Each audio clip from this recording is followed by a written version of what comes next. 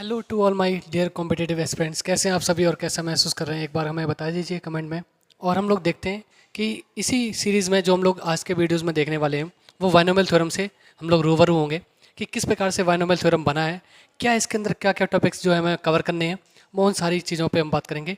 और साथ ही साथ हम कुछ ट्रिक्स या फॉर्मेट यानी कि जो बदल सकते हैं इसमें कुछ अच्छा खासा, वो भी हम लोग आज डिस्कस करने वाले हैं। चलिए फिर हम लोग स्टार्ट करते हैं आज के वीडियो को। ठीक है, तो हमारे पास लिखा हुआ है बायनोमियल थ्योरम, जिसका हिंदी में मीन्स होता है द्विपद प्रमेय।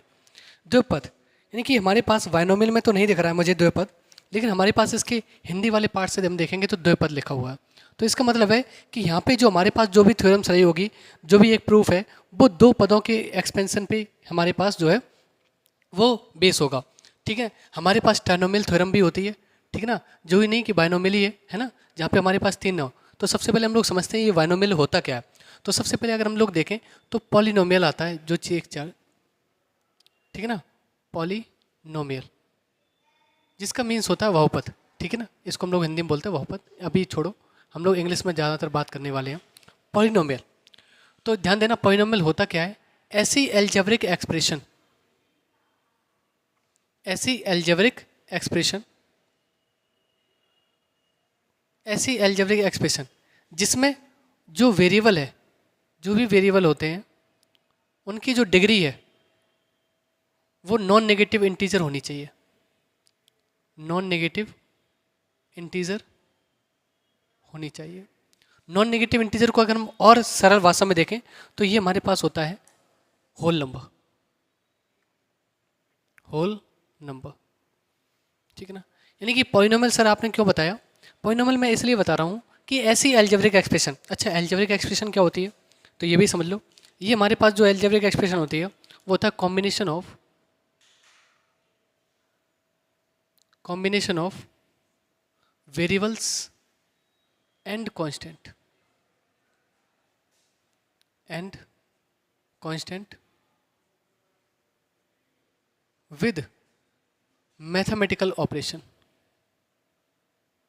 With mathematical operation. Sir mathematical operation क्या होते हैं तो ये भी समझ लो कि जो हमारे पास होता है प्लस, माइनस, मल्टीप्ली और डिवाइजन, ठीक है ना। इसी के साथ कांस्टेंट, कांस्टेंट को भी मैं दो पार्ट्स में डिवाइड करूंगा। एक कांस्टेंट जो नॉर्मल कांस्टेंट होते हैं, जो कि हम लोग कह सकते हैं न्यूमेरिकल वैल्यूज, जो भी हमारे पास न्यूमेरिकल वैल्यूज आ जाए,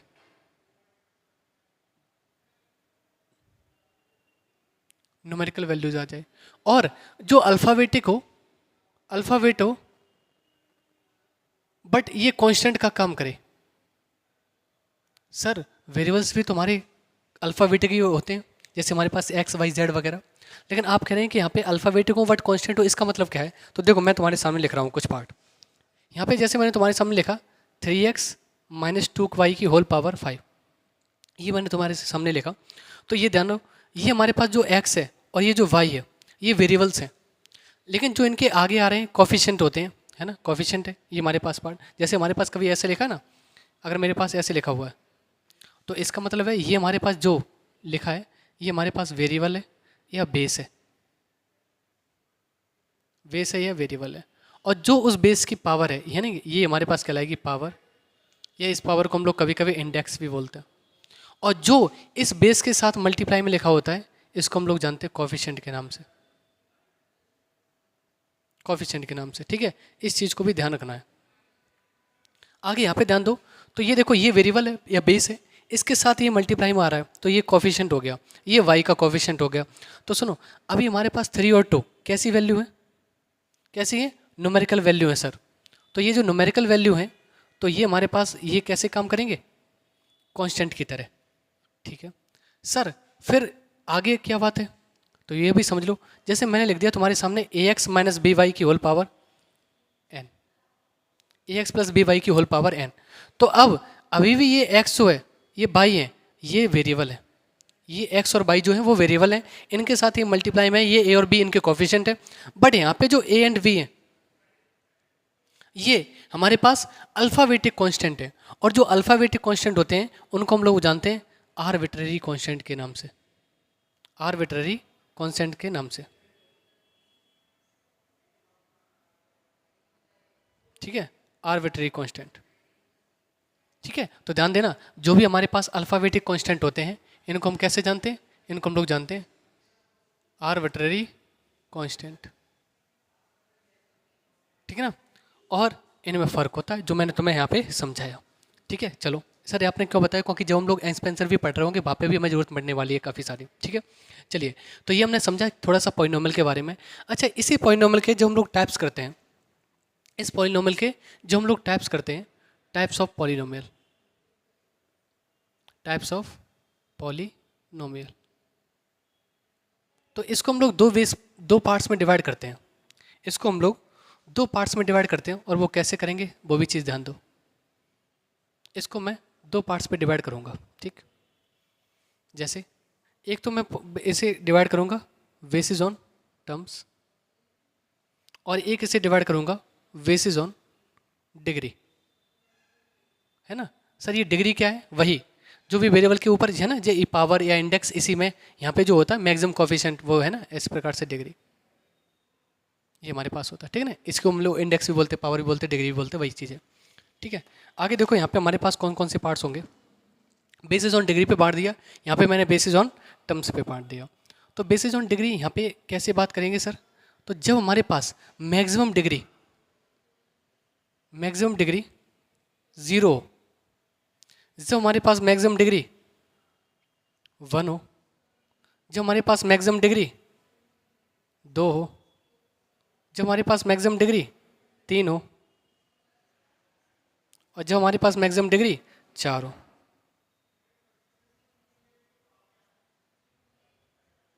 मैक्सिमम डिग्री 4 हो, तो जब हमारे पास मैक्सिमम डिग्री 0 होती है किसी वेरिएबल की, है ना, और अगर सिंगल वेरिएबल आ रहा है वो भी, ठीक है, जब मैक्सिमम डिग्री 0 हो जाती है तो उस वाली कंडीशन में उस पॉलिनोमियल को हम लोग जानते हैं, है ना, कांस्टेंट पॉलिनोमियल के नाम से, कांस्टेंट पॉलिनोमियल, कांस्टेंट पार्ट कहलाता है हमारे पास। और इसी जब हमारे पास मैक्सिमम डिग्री 0 हो जाती है, यानी कि फिर वहाँ पे हमारे पास बनता नहीं है, यानी कि 0 वाला पार्ट्स बन जाता है, इसको हम लोग इंडिपेंडेंट ऑफ वेरिएबल भी बोलते हैं, इंडिपेंडेंट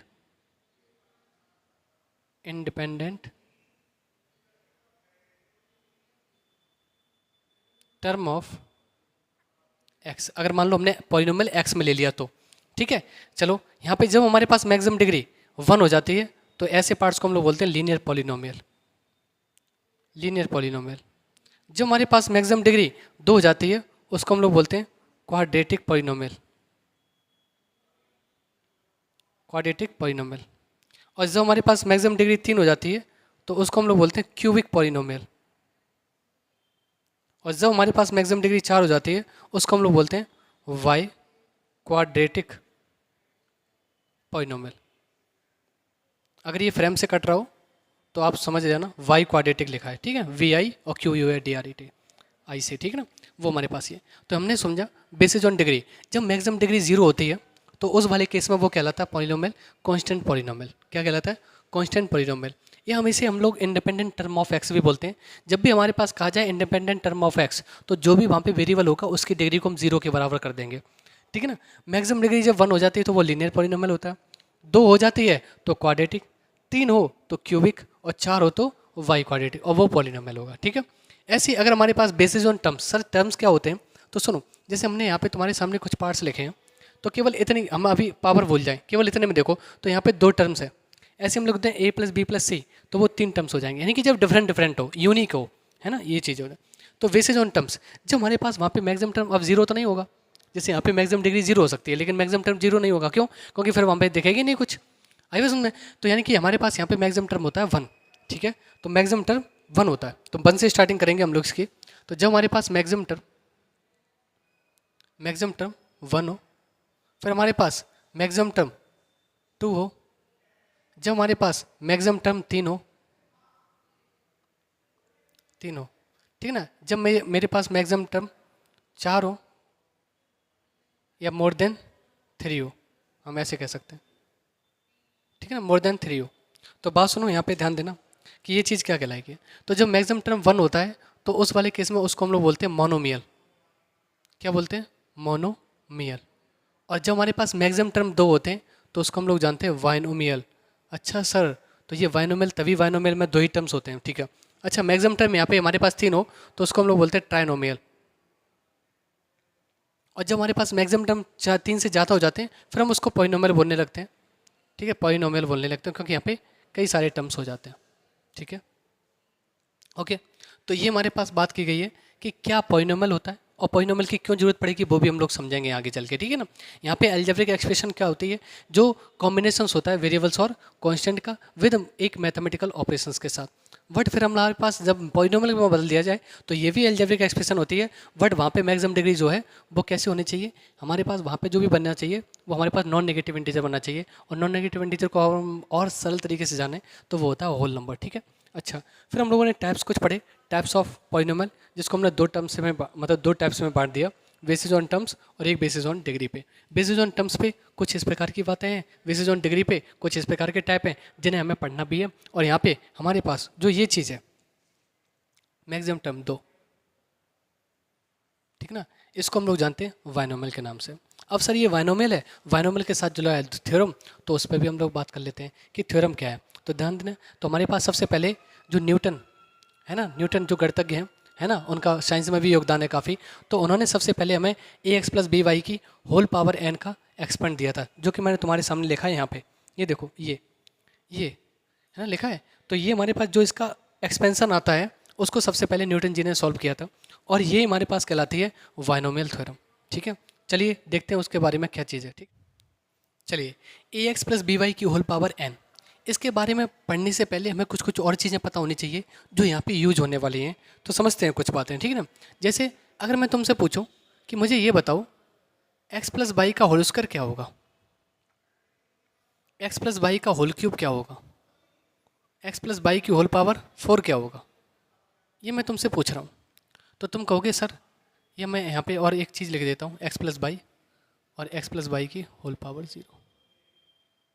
ये मैंने तुम्हारे सामने कुछ पार्ट्स लिखे हैं जिन्हें हमें सॉल्व करना है और इनकी वैल्यूज़ को बताना है क्या क्या आने वाला है। तो तुम कहोगे सर ऊपर वाले में अगर हम देखें तो होल पावर यानी कि एक्स और वाई यहाँ पे जो भी हमारे पास रहेंगे वो वेरिएबल्स वाले पार्ट्स होंगे, वेरिएबल्स वाले पार्ट्स होंगे। और ये यहाँ पे एक्स और वाई जो है वो बिलोंग करेंगे रियल नंबर से, ठीक है ना। तो हमारे पास केवल जीरो तो नहीं बनेंगे ना, ये जीरो बनेंगे तो वो टर्म ही गायब हो जाएगा, समझ रहे हो। तो यानी कि यहाँ पे हमारे पास एक्स और वाई कोई नेचुरल नंबर होंगे या कोई भी मतलब रियल नंबर होगा बट जीरो नहीं होगा। तो अगर हमारे पास ऐसी चीज़ें करेंगे तो उसकी होल पावर 0 हमारे पास लिखा है, तो किसी की होल पावर 0 इसकी वैल्यू 1 हो जाती है, पता है। अब x प्लस वाई को होल पावर 1 है तो 1 पे जब होता है तो वो वैसा ही एक्सपेंड हो जाता है। अब x प्लस वाई का होल स्क्वायर है, इसको कैसे किया गया होगा सॉल्व, इसको सर ऐसे किया गया होगा, x प्लस वाई में जब हम x प्लस वाई का मल्टीप्लाई करेंगे तो वो हो जाएगा x प्लस वाई का होल स्क्वायर, जो कि जब तुम इसका मल्टीप्लाई करोगे अंदर x का x में एक्स स्क्वायर, फिर x का y में, फिर y का x में, तो 2xy आएगा। सॉल्व कर लेना सभी लोग, इतना तो जानते ही होंगे, 11th क्लास में शुरुआत हो जाता है बायनोमियल थ्योरम का, ठीक है ना। आगे देखेंगे, ये हमें ऐसे इसको ऐसे लिख देंगे x plus y into x plus y का होल स्क्वायर, और जैसे तुम इसका इसके साथ मल्टीप्लाई करोगे तो तुम्हारे पास आएगा x cube plus 3x square y plus 3xy square plus y cube, ठीक है ना। फिर जैसे ही एक्स प्लस वाई का मल्टीप्लाई तुम इसके साथ करोगे तो यानी कि तुम्हारे पास कुछ इस प्रकार से चीज़ें आएंगी, x to the power 4 plus 4x cube y plus 6x square y square plus 4x y cube और plus y to the power 4। ये हमारे पास कुछ एक्सपेंशन, इनको हम अगर खोलेंगे तो वो एक्सपेंशन में ये चीज़ें मिलने वाली हैं हमारे पास। हमने यहाँ पे कुछ कुछ पार्टों पे गौर किया और मुझे देखने के लिए मिला कि सर इसमें जितनी पावर होती है टर्म उससे एक ज़्यादा आता है। देखो यहाँ पे पावर 0 थी तो उसमें एक जोड़ो तो एक हो गया, यहाँ पे देखो एक ही टर्म आ रहा ना, यहाँ पे हमारे पास होल पावर थी 1 यहाँ पे होल पावर थी 1, तो 1 में अगर हम 1 ऐड करेंगे तो 2 आएगा। देखो इसमें 2 टर्म है, यहाँ पे पावर थी 2 तो इसके अंदर 2 में एक जोड़ोगे 3, तो देखो 1 2 3 टर्म्स।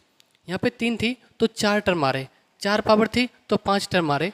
तो मैंने देखा अगर मैं ए एक्स प्लस बी वाई की होल पावर एन को एक्सपेंड करूँगा, सुनते रहना, अगर मैं ए एक्स प्लस बी वाई की होल पावर एन को एक्सपेंड करूँगा तो इसके अंदर जो नंबर ऑफ टर्म्स होंगे, इसके अंदर जो नंबर ऑफ टर्म्स होंगे वो हमारे पास होंगे n प्लस वन, क्योंकि सर जो भी आप करते हैं यानी कि होल पावर होती है उसमें एक ज़्यादा होके नंबर ऑफ टर्म्स आता है, ठीक है सर। और साथ ही साथ अगर मैं यहाँ पे ये देखूँ कि यहाँ पे मैंने देखा कि इसकी होल पावर 1 है ना, तो हर जगह 1 ही 1 है। देखो यहाँ पे देखो x की भी पावर 1, y की भी पावर 1, यहाँ पे देखो पावर 2 है तो हर जगह 2 मिलेगी। देखो यहाँ पे x की पावर मैक्सिमम डिग्री 2 है, यहाँ पे भी 2 है। देखो x की पावर 1, y की पावर 1 और 1 2, क्योंकि मल्टीप्लाई में पावर ऐड हो जाती है। मतलब वो जैसे मल्टीप्लाई में पावर ऐड हो जाती है बेस के साथ, मतलब बेस सेम हो, लेकिन अगर हमारे पास अलग अलग वेरिएबल, मतलब अलग अलग वेरिएबल्स हैं तो उनकी पावर्स हमारे पास वो भी ऐड हो जाती है। लेकिन हमें वो ऐसे नहीं लिखोगे, उसे ऐड करके नहीं लिख देंगे, बट हम देखेंगे अगर हमें पूछा जाए कि इस टर्म में कितनी पावर है तो जरूर ऐड करके हम बताएंगे, ठीक है ना। अगर जैसे मैं लिख दूँ x into y into z और मैं पूछूँ इसकी इस टर्म में कितनी पावर है तो मैं बताऊँगा 1 1 1, यानी कि यहाँ पे पावर 3 है। ऐसे यहाँ पे देखो पावर 2, यहाँ पे पावर कितनी है 3, तो देखो 3 2 और 1 3 3 3, यहाँ पे पावर 4 थी मैक्सिमम, तो हर जगह 4 बन रही होगी। 4 3 और 1 4, 2 और 2 4, 1 और 3 4 और फिर 4, है ना। तो मैंने ये भी देखा कि each term has degree is equal to n, यानी कि जो प्रत्येक टर्म है वो अपने आप में n जितनी पावर का है वो उतनी डिग्री रख रहा है। और साथ ही साथ क्या बात है, देखो ध्यान दो, हमारे पास अगर मैं इनके कोफिशिएंट्स को देखूं, एक बार कोफिशिएंट पे गौर करूं, तो यहाँ पे कुछ नहीं है तो 1 होगा। सुनो, यहाँ पे कुछ नहीं है तो पावर 1 होगा, यहाँ पे भी कुछ नहीं होगा तो 1 होगा। जी बिल्कुल सर। तो यानी कि अगर मैं इनको जोड़ें 1 और 1 तो कितना होगा 2, कितना होगा 2। मैं रेड से दिखाता हूँ, ठीक है, और समझ में आएगा अलग से।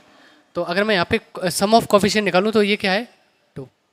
यहाँ पे देखो 1 और 2, 3 और 1 4, तो यहाँ पे सम ऑफ कोफिशिएंट कितना आया 4 आया।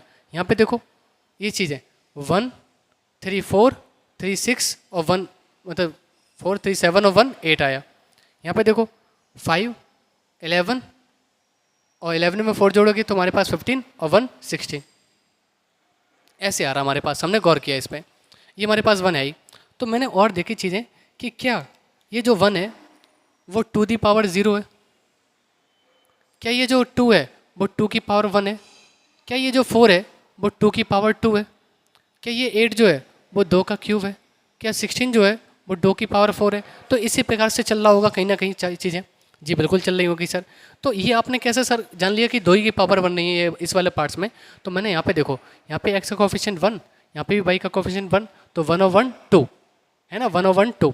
तो अब यहाँ पे देखूँगा मैं तो x का कोफिशिएंट a, y का कोफिशिएंट b, तो यहाँ पे हमारे पास हो जाएगा। अगर मैं यहाँ पे बात करूँ सम ऑफ ऑल कोफिशिएंट,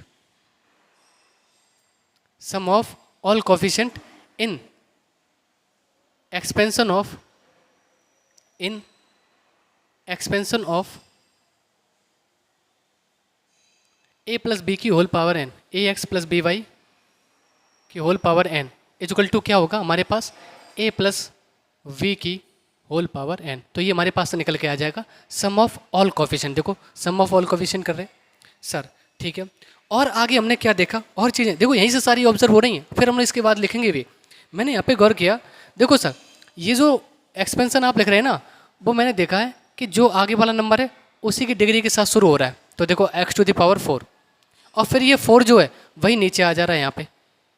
देखो हर जगह देखो यही है सर, ये x से की क्यूब से स्टार्ट होगा, x के क्यूब से स्टार्ट हुआ, और जो ये 3 होगा वो आगे आ जाएगा, ठीक है। चलो 2 टर्म्स की बात हुई। फिर देखो सर जो आगे वाला नंबर है ना उसकी एक एक करके डिग्री डिक्रीज़ हो रही है, और जो पीछे वाला है उसकी एक एक करके डिग्री, मतलब जो डिग्री है वो इंक्रीज़ हो रही है। देखो यहाँ पे कुछ नहीं है तो यानी कि y की पावर 0 होगी, फिर y की पावर 1, y की पावर 2, y की पावर 3, y की पावर 4। अब ये मैक्सिमम डिग्री 4 से स्टार्ट हुआ, 4 में से 1 कम किया 3, फिर 2, फिर 1, फिर 0। हाँ सर बिल्कुल सही है, ऐसा ही ऊपर में भी दिखा 3 2 1 0 0 1 2 3। हाँ सर।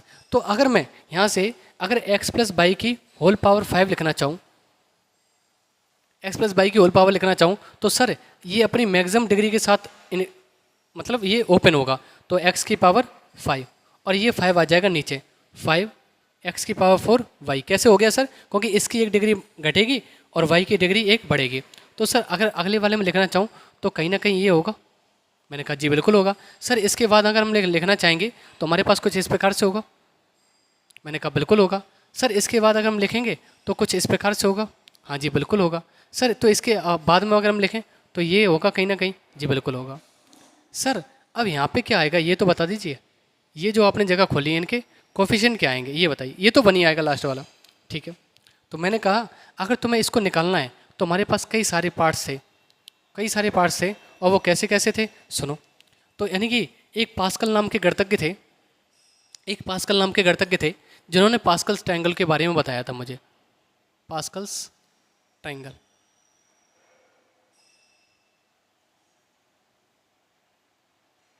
Pascal's triangle. और ये सर पास्कल्स ट्रायंगल कैसे काम करता है वो सुनो। तो मैंने लिख दिया ये कोई भी हमारे पास यहाँ पे जो है वो डिग्री मतलब यहाँ पे जो है पावर के लिए है। तो जब होल पावर ज़ीरो है ना, जब n बराबर ज़ीरो है, फिर n बराबर 1 है, n बराबर 2 है, n बराबर 3 है, n बराबर 4, n बराबर 5, n बराबर 6, n बराबर 7, है ना, मतलब ऐसे ही चल रहा होगा, ठीक है ना, चल रहा होगा। तो देखो ध्यान दो, जब n बराबर 0 था तो सीधा 1 ही आया था कोफिशिएंट में, तो सीधा 1 ही है। जी सर। जब n बराबर 1 आया तो इसका भी कोफिशिएंट 1 था, इसका भी कोफिशिएंट 1 था। सर जी बिल्कुल 1 और 1 था, ठीक है ना, 1 और 1 था, ठीक है। अगले वाले में जब सर पावर 2 थी तो कोफिशिएंट आए थे 1 2 1, 1 2 1 2 1। सर अगले वाले 3 में था 1 3 3 1, 1 3 3 1। फिर अगले वाले में था 1 4 6 4 1, है ना। तो ये था हमारे पास 1 4 6 4 1। सर तो 5 वाले में आएंगे, है ना, क्या आएगा वो चीज़ गौर करें। तो सर इसके तो आपने लिखे ही नहीं, और सर ये ऐसे आ रहा है, ये कैसे आ रहा है रैंडमली। तो सुनो, ये 1 था, ये 1 x से एक्सपेंड हो गया, तो जो इधर आता है वो इन दोनों का सम आता है। देखो इन दोनों का जो सम हो रहा है वो ये आ रहा है, देखो 1 और 1 2। सर देखो 1 और 2 3, 2 और 1 3, बाकी 1 ऐसे एक्सपेंड होगा, ये 1 ऐसा चल रहा है। अगले यहाँ पे देखो 1 और 3 4, 3 और 3 6, 3 और 1 4। तो सर अगले वाले में मैं कह सकता हूँ 4 और 1 5 आएगा, 4 और 6 10 आएगा, 6 और 4 10 आएगा, 4 और 1 5 आएगा, और फिर ये 1। जी बिल्कुल सर। तो अगर मैं अगले वाले में लिखना चाहूँ सर तो मैं ऐसे कर सकता हूँ कि हमारे पास ये 1 आएगा, फिर 5 और 1 6 आएगा, 5 और 10 15 आएगा, 10 और 10 20 आएगा, 10 और 5 15 आएगा, 5 और 1 6 आएगा, और फिर ये 1।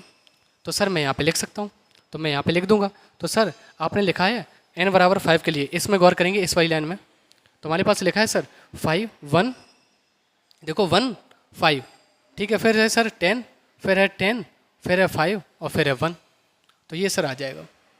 अगर मैं पूछूं तुमसे कि बताओ x प्लस वाई की होल पावर 19, अगर मैं तुमसे पूछूं x प्लस वाई की होल पावर 19, तो अब तुम क्या करोगे। अगर मैं पास्कल ट्रायंगल को यूज़ करूं तो पहले मुझे 18 तक के पावर तक के कोफिशिएंट निकालने पड़ेंगे, फिर जब मैं उन्हें जोड़ूंगा तब 19 को मिलेगा। ऐसे तो बहुत लेंथी प्रोसेस हो जाएगी। तो फिर सर क्या हुआ, फिर वहाँ से एक रिजल्ट निकला अलग से तरीके से, और वो सुनो क्या था, सुनो क्या था। तो देखो अगर मैं इसको हिसाब से देखूं n बराबर 0 से, देखो ये ट्रायंगल हमारा 0 से स्टार्ट होता है, तो मैंने इसको नाम दे दिया 0, ठीक है ना, अलग से देखता हूँ, ठीक है ना, मैंने यहाँ पे दे दिया 0 1 2 3 4 5, ठीक है ना। मैं नीचे 100 लिखता हूँ, थोड़ा सा ध्यान दो। मैंने लिखा 0 1 2 3 4 5, ठीक है, लिख दिया मैंने, नंबरिंग कर दी किसके हिसाब से 0 से, क्योंकि ये n बराबर 0 से स्टार्ट होता है। जी बिल्कुल सर कर दिया। और सुनो मैं जो अब तरीका बताने वाला हूँ, ये तो 2 टर्म हमेशा तुम लिख लोगे। देखो कि सर ये अपनी मैक्सिमम डिग्री 19 से स्टार्ट होगा, बहुत sorry x to the power 19 से स्टार्ट होगा, और फिर ये 19 आ जाएगा आगे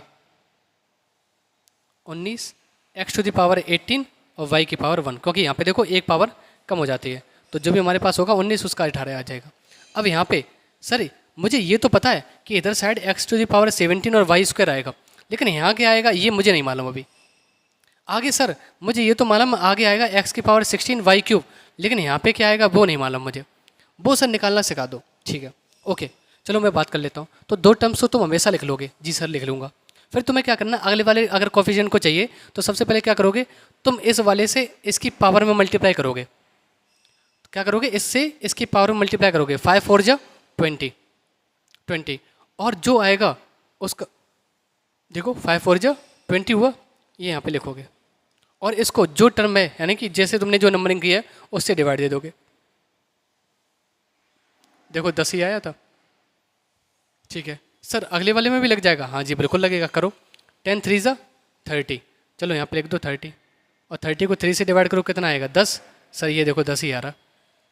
सर आगे अगर मैं देखूँ 10 2 जा 20, हाँ जी सर 20, 20 को 4 से डिवाइड करो कितना आएगा 5 ही आएगा। यहाँ पे कुछ पावर नहीं होगी तो कितनी होगी 1, तो 5 1 जा 5, और डिवाइड करोगे 1 से तो यहाँ पे कितना आ रहा 1। अरे सर क्या ऊपर वाले में भी लग रहा है ये ऐसा, जी बिल्कुल लग रहा है, देखो दो टर्म लिख ही लोगे।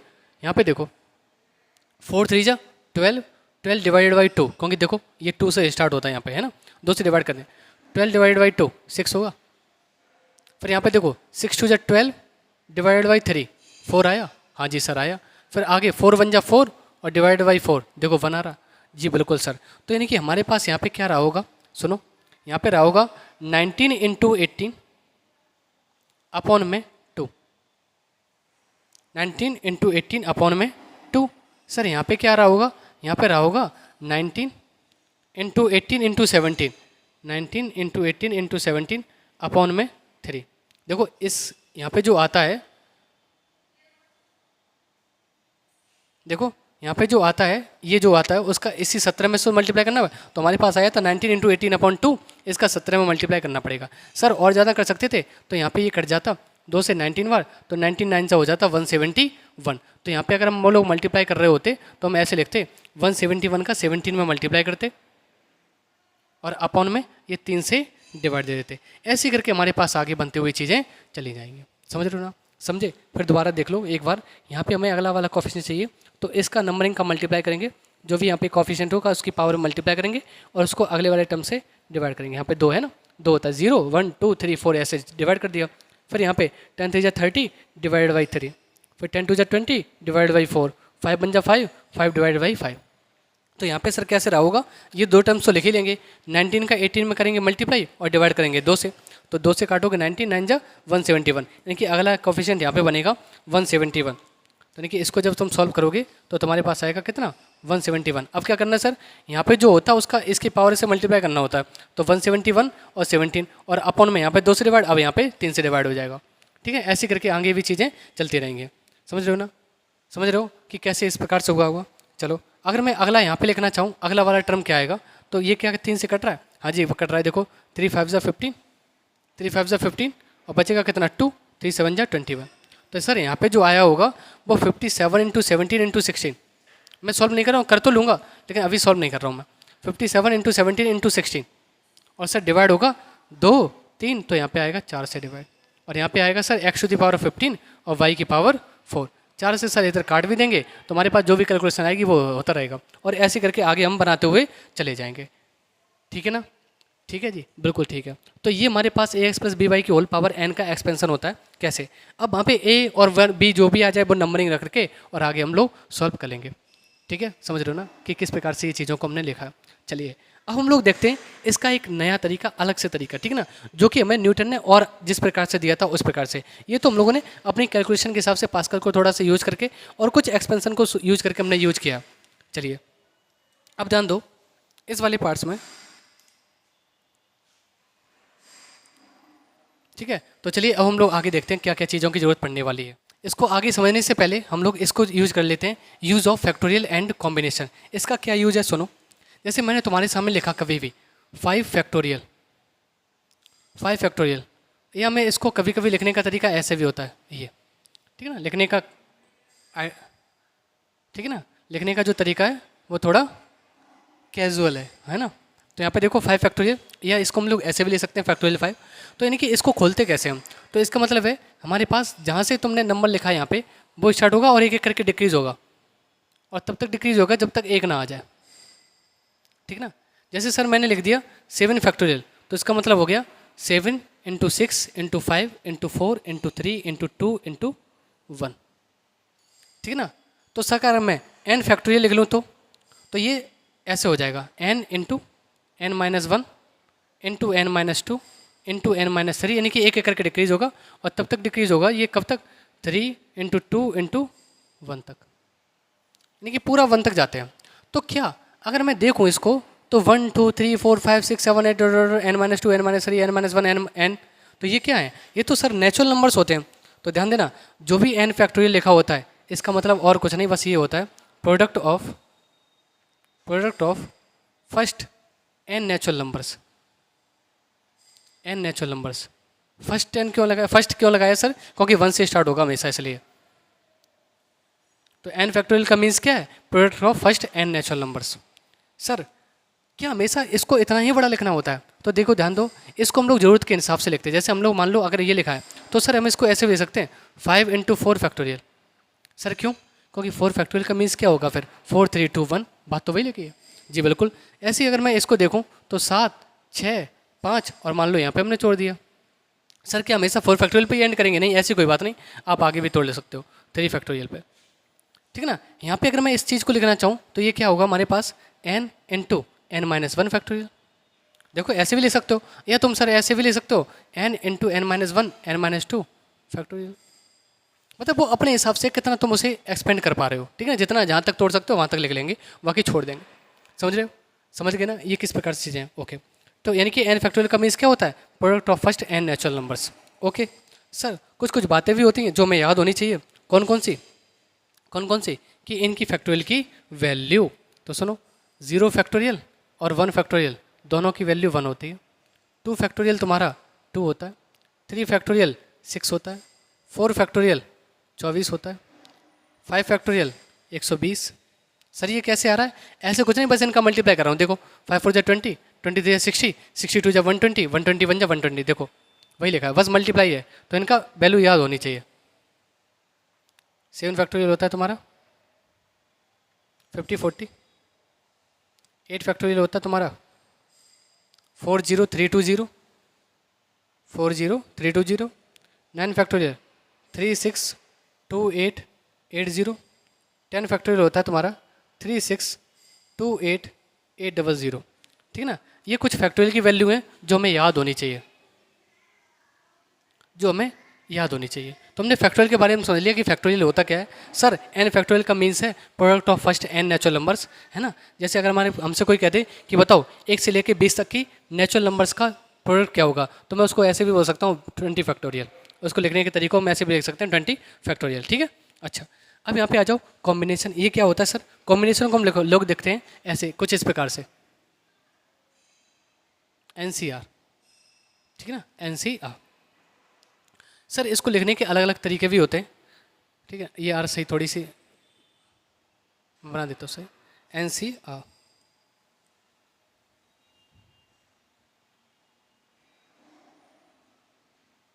NCR सर इसका मीन्स क्या होता है, तो पहले तो इसका मीन्स समझ लो। जैसे n फैक्टोरियल का मीन्स होता है product of first n natural numbers, वैसे इस NCR का मीन्स क्या होता है, तो इसको समझो आर थिंग्स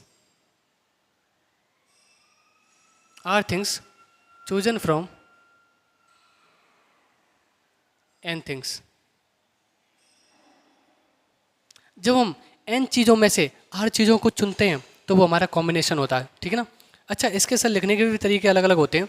जैसे हम लोग इस तरीकों को ऐसे भी तो लिख ही सकते हैं NCR। इसको लिखने का तरीका हमारे पास ऐसे भी होता है NR भी कर सकते हो तुम इसको, है ना। सर इसको लिखने का तरीका ऐसे भी हो सकता है N, R। और सर कभी कभी हम N को हटा भी देते हैं और CR ऐसे भी लिख सकते हैं। तो ये भी हमारे सब NCR लिखने के तरीके हैं। सर ये ओपन कैसे होता है, तो देख लो NCR जो हमारे ओपन होता है वो कुछ इस प्रकार से होता है n फैक्टोरियल अपॉन में r factorial into n minus r factorial, ठीक है ना। और कुछ वैल्यूज़ ध्यान रखो, जैसे हमारे पास ध्यान देना कुछ वैल्यूज़ याद रखेंगे कि NC0 बराबर होता है NCN के, जिसकी वैल्यू होती है 1 के बराबर।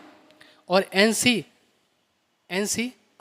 तुम्हारा ये जो है NC1 बराबर होता है NCN-1 के, जिसकी वैल्यू होती है n, ठीक है ना। अगर आपके दो कॉम्बिनेशन आपस में बराबर हैं, मान लो NCA बराबर है NCB के, तो उस कंडीशन में हमारे पास दो कंडीशन बनती हैं कि या तो A बराबर होना चाहिए B से, या फिर ए और बी का जो सम है वो इस एन के बराबर होना चाहिए। अगर मैं यहाँ से वी की वैल्यू निकाल लूँ तो मैं क्या लिख सकता हूँ, एन माइनस ए। अगर मैं यहाँ से वी की वैल्यू निकालूँ तो क्या बन जाएगा, एन माइनस ए। तो यहाँ से एक प्रॉपर्टी और आती है कि एन सी आर बराबर होता है n c n minus r के। सर कंपेयरिंग करके देख लो, अगर मैं ए की जगह पे आर रख दूँ तो यहाँ पे देखो ए की जगह पे आर आएगा तो वी की वैल्यू एन माइनस आर होगी। तो बात है, ये भी ध्यान रखना। और इसको हम लोग बोलते हैं इक्विडिस्टेंट टर्म। इक्विडिस्टेंट टर्म, जो एन सी आर की वैल्यू होती है वही n c n minus r की वैल्यू होती है। जो एन सी आर की वैल्यू होती है वही n c n minus r की वैल्यू होती है, ध्यान रखना। जैसे मैं अगर लिखूँ, अगर मैं कहूँ 6C3, 6C3, ठीक है ना, या मैं ऐसे कहूँ तुमसे 6C5, जो 6C5 की वैल्यू होगी वही 6C1 की भी वैल्यू होगी। सर कैसे? क्योंकि 6 में से 5 गया, n माइनस आर 1 होगा, तो ये दोनों आपस में बराबर होंगे, ठीक है ना। अगर मैं तुम्हारे सामने लिख दूँ 6C4 तो ये सर बराबर 6C2 लिख दिया मैंने, तो जो 6C2 की वैल्यू होगी वही 6 में से 2 गया 4, यानी कि 6C4 की वैल्यू होगी। समझ रहे हो ना इस वाले रिजल्ट से। अच्छा सर इसको हम ओपन कैसे करते हैं इस फॉर्मूले के हिसाब से? तो मैं कहूँगा तुम इस फॉर्मूले से हिसाब से ओपन मत करो, मैं जो बता रहा हूँ उसके हिसाब से ओपन करो। देखो कुछ कुछ रूल्स लग जाएंगे। जैसे यहाँ पे देखो ये क्या है, NC1 है ना, NC1 की वैल्यू n होती है, तो यानी कि इसका आंसर हो गया 6, ठीक है ना।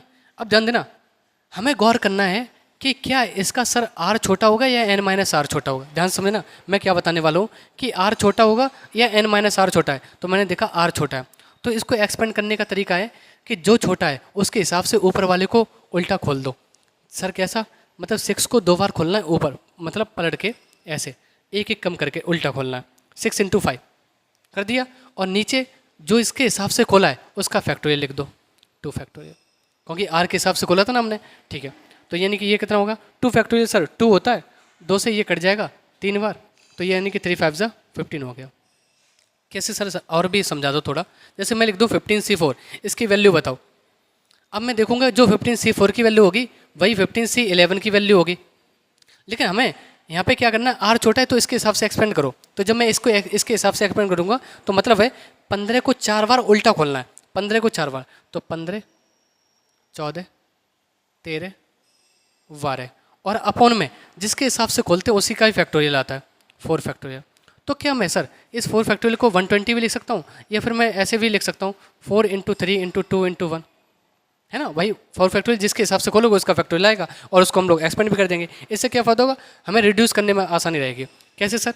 ऐसे 4 3 12 कट गया, और 2 से इधर काट देंगे, 2 7 14।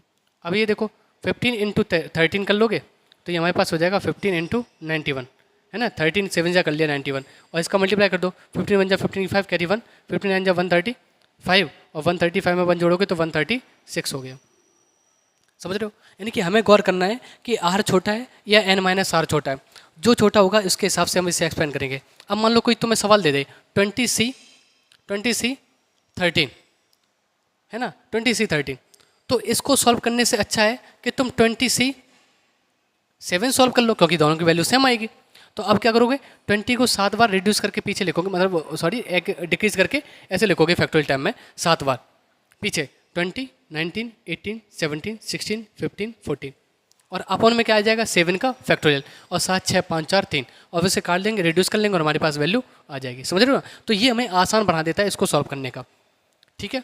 चलो अब ध्यान देना, अब ध्यान देना, जो मैंने तुम्हारे सामने x + y की होल पावर 4 लिखा था, वो क्या लिखा था, x की पावर 4 प्लस तुम्हारे पास था 4x³ y plus 6x² y² plus 4xy³ और प्लस y⁴, यही था ना जी? बिल्कुल सर। तो यहाँ पे अगर मैं देखूँ इन चीज़ों को अच्छे से गौर करके, तो यहाँ पे जो कोफिशिएंट है वो 1 4 6 4 1 थे, और अगर मैं इनको देखूँ यहाँ पे, तो सुनो यहाँ पे जो हमारे पास आता है ना ये चीज़, तो जहाँ से ये लिखा है ये वाला जो पार्ट है जहाँ से पावर स्टार्ट होगी तो वो हमारा n होगा। तो यानी कि यहाँ पे जो कोफिशिएंट आता है वो हमारे पास आएगा 4C0, जितनी होल पावर होगी उसी के हिसाब से एक्सपेंड होगा। तो यहाँ पे जो कोफिशिएंट आया होगा वो हमारे पास कुछ इस प्रकार से, मैं कलर चेंज कर लेता हूँ। तो यहाँ पे जो हमारे पास कोफिशिएंट आया होगा वो आया होगा 4C0, और तुम देख लो NC0 हमारे पास 1 होता है, तो यहाँ पे 1 ही लिखा है, ठीक है ना। मैं यहाँ पे एरो लगा रहा हूँ। ये सर जो वो 4 बना होगा ना, वो ऐसे बना होगा 4C1 करके। देखते हैं 4C1, NC1 की वैल्यू n होती है, तभी यहाँ पे देखो 4 ही आया। ये देखो यहाँ पे जो सर आया होगा वो 4C2 आया होगा। 4C2 देख लो, 4C2 को सॉल्व कर लो तुम खुद। 4C2 यानी कि 4 को 2 बार खोलना है, 4 × 3 अपॉन में 2, 2 से काटोगे 3 2 जा 6, देखो 6 ही आया है। यहाँ पे सर जो आया होगा वो 4C3 आया होगा, और NCn-1 भी n नहीं होता है, तो नहीं कि 4 आएगा। यहाँ पे सर आया होगा 4C4। जी बिल्कुल सर, ऐसा ही दिख रहा है मुझे, ऐसा ही दिख रहा है। अगर मैं तुम्हारे सामने लिखूँ x + y की होल पावर 5, सुनते रहे ना, मैं तुम्हें यहाँ पे बना दे रहा हूँ x + y की होल पावर 5। तो अगर x + y की होल पावर 5 लिखनी है तो हमारे पास सर ये जो है इस प्रकार से आया होगा। कैसे सर, कि यहाँ पे जो लिखा है इसका ये आया था, पहले तो मैं एक लिख देता हूँ 10x³ y³ y²।